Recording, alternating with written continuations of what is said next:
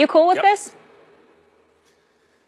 Yes, I'm cool with any team who employs him allowing him to play. I don't think that teams need to come up with extrajudicial punishment for players who run afoul of the law because the legal system handles that. Now, I never like the idea of different justice for the rich and for the poor. And here KCP gets different justice because he's in a work release program, a pay to stay place, where if you kick back $120 a day, then you get to be in this program with the flat screen TVs and the cell and all this kind of stuff. And by the way, but my dislike of that issue, extends to defenses that the accused can mount based on the kind of attorneys they can afford. I think that was really one of the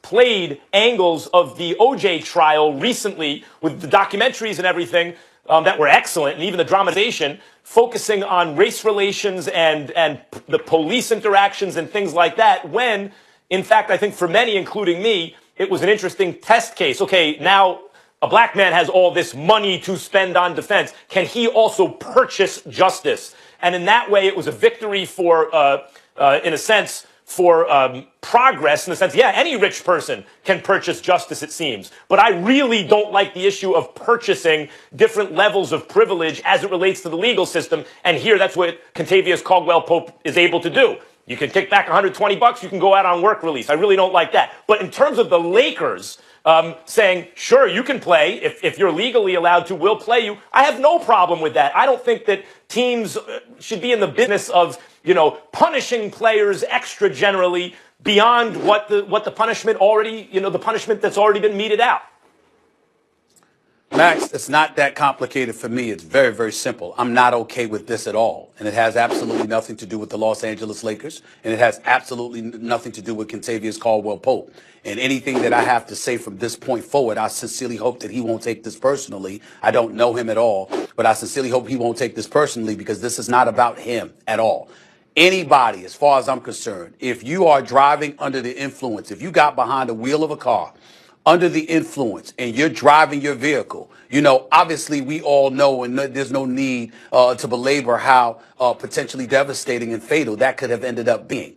If they felt the need to give you probation, I have no problem with that. But if you haven't honored your probationary stipulations, and as a result, it calls for jail, I have a problem with the fact that you're being let out of jail and go and participate in basketball games. The hell with it. Serve your 25 days. I don't give a damn if it was 5 days or 10 days, whatever the case may be. But you shouldn't be allowed to leave, go to work, play in front of 18, 19,000 people, hear the roar of the crowd, get paid your game check, and then afterwards, instead of going home to chill out in your bed watching TV, you have to do it at a jail. At a jail. I don't believe in that. Not 1 second. I believe that if you got 25 days, do your 25 days. You shouldn't be allowed to leave that facility. And to me, it's not a matter of what the Lakers should allow or even what the NBA should allow. It's what the law should allow. If you are in violation of your probation and it calls for you to have a jail sentence, I don't believe that jail sentence should be camouflaged or compromised by you being allowed to leave to go to work. You should have to spend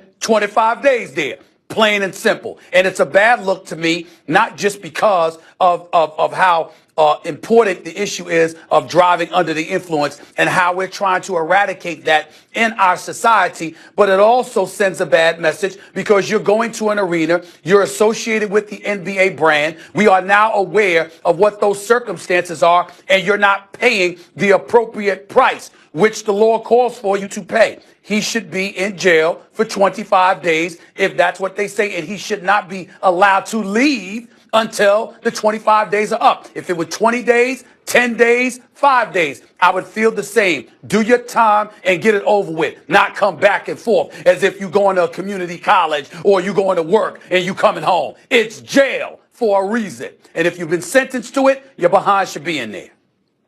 Well, I certainly appreciate your point about drunk driving, Stephen A. You and I both have children, and you shouldn't have to you shouldn't have to have children to understand this, but certainly it even heightens your awareness of it. You're driving on the road, your kids are in the car, and someone else is driving drunk, jeopardizing the life of your children in that car. Boy, you feel it. As much as you didn't like drunk driving before, you'll like it even less. So I certainly appreciate the kind of not tough on crime per se, but tough on drunk driving in particular.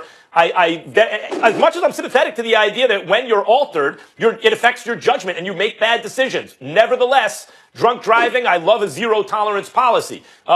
That said, Stephen A., you seem to be arguing against the very idea of work release. I don't have a problem with work release. I have a problem with a kickback system where only the people who can afford to pay it get to participate in it. There shouldn't be different justice for the rich and poor. We all know that's a reality, but I don't like to see examples of that. Well, that said, you are clear. You don't have a problem with the Lakers playing him once he's allowed to play, correct? Right. I don't have a problem with that, but what I want to get to is your point about work release. Max, if his sentence had been work release, I would have had no problem with that. Remember, he's got the 25-day sentence because he violated the parole. Let's say, for example, parole was 12 months or the sentence it was work release. I have no problem with that. But once you're in violation of it, it calls for jail. And so if it calls for jail, why should you be allowed to leave jail? So not only did you commit DUI, but then you violated the terms of your sentence when the sentence was strictly parole. It didn't even call for jail. The sentence was 12 months probation. And under the stipulations, without jail, you still couldn't honor that after getting behind the wheel of a car inebriated? No, you got to do the time. I got a problem with that. I really do. I thought what we were debating here is whether the Lakers should play him. If you're on the same page about that, I'm going to stand down about the other point because I agree with you and I think that's well stated. I don't hold the Lakers responsible. And in Kentavious Caldwell Pope, I don't blame him for capitalizing off of it. It's not about him. I'm not trying to excoriate him or point out the bad guy, but you can't send the message in our society that DUI is so important, then allow something like this to happen. You can't be associated with it. You shouldn't be. All right. As far as basketball, the Lakers signed Pope this offseason to a one-year deal. He's averaging 14 points per game, third most on the Lakers, a career high 5 rebounds. Coming up, he's a good player. He's Dak doing a good Prescott job. finally gets his boy back with the Cowboys' playoff hopes on the line. But did Zeke already cost them the season by delaying his suspension? And Gronk clearly not scared of much on the field, but will he be